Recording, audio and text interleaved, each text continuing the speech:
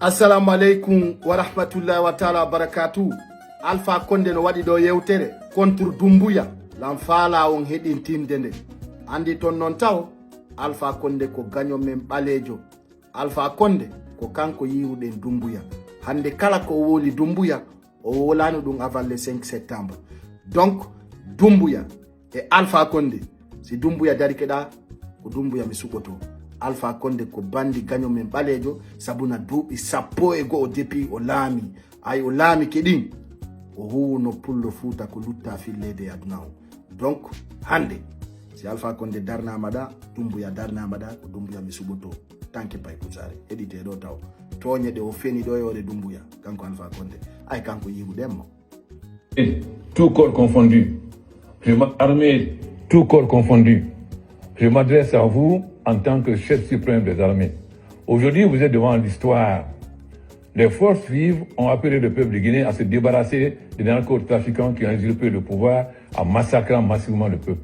Vous avez le choix, ou vous mettre au service des narcotrafiquants et massacrer le peuple et tomber dans la poubelle de l'histoire, ou être fidèle à votre tradition de vous mettre aux côtés du peuple pour nous débarrasser des narcotrafiquants.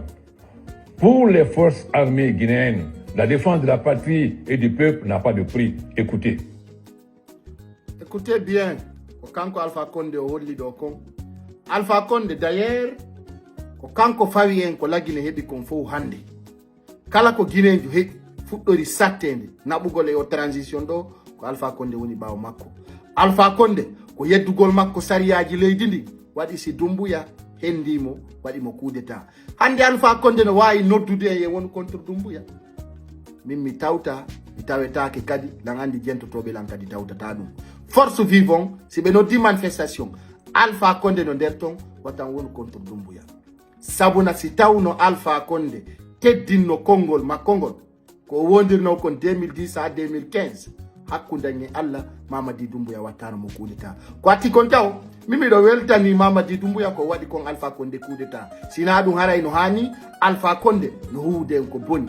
Alpha Condé duubi di o woni din fof fewdo doni ko yangi ko fop ko defi en ko fop hani kadi mo fala artu golo lamo en awa don ko fenande yo Mamadi Doumbouya porte plainte contre Alpha Condé o poursuiva mo directa o nangamo parce que Alpha Condé d'ailleurs ko gagno leydi lagine di nanon e Mamadi Doumbouya o fuddori goy Alpha Condé lorri selludale lorande hani mo jokki mo lorude selludale kono on famata dum on fama e kayeso ko do wadi si mi wi jama on surtout fulbe ben ndare no wadi ron doyi hara on jabali sabu Alpha Condé wara hara on jabal dunde parce que si fi Alpha Condé wari on hara mere wari on kala mo Alpha Condé ko fulbe jelo wara ko fulbe jelo soka ko fulbe jelo wada en exil e nana no Alpha Condé no mantura o force spéciale awa mo tewtike Alpha Condé woni contre Doumbouya hara a woni gagno ma balejo sabu na Alpha Condé wana gido men do mi wi on nabi wulure si Mamadi Doumbouya dari ke mi do préférer mo Alpha Condé pour le fotan do andude duaka supportude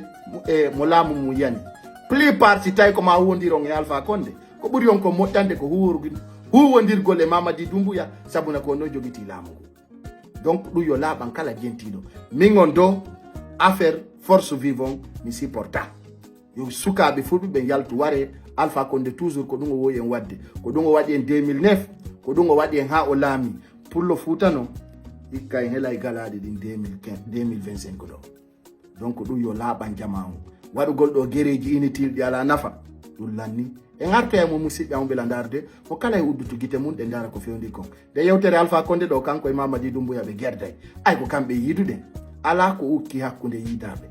Donc si tay Alpha Condé ko gorko yo hollu Mamadi Doumbouya labana mo boy vive la vérité, vive la sincérité. Pay kusare ngal pay ngal la bangal nantungal inde pay ngal nandayde a payle on jarama.